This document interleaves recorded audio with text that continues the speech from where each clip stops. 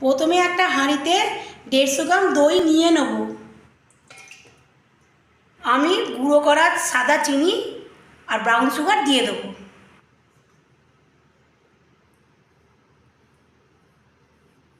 এবার আমি এলাচ গুঁড়ো দিয়ে দেবো।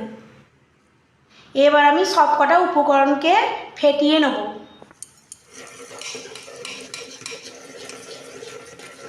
এবার আমি পরিমাণ মতো ঠান্ডা জল দিয়ে দেবো।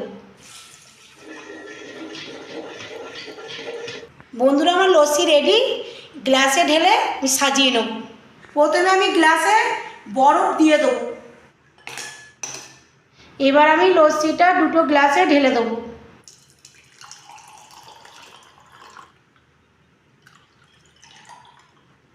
এবার আমি লস্যির ওপরে ড্রাই ফ্রুট ছড়িয়ে দেবো।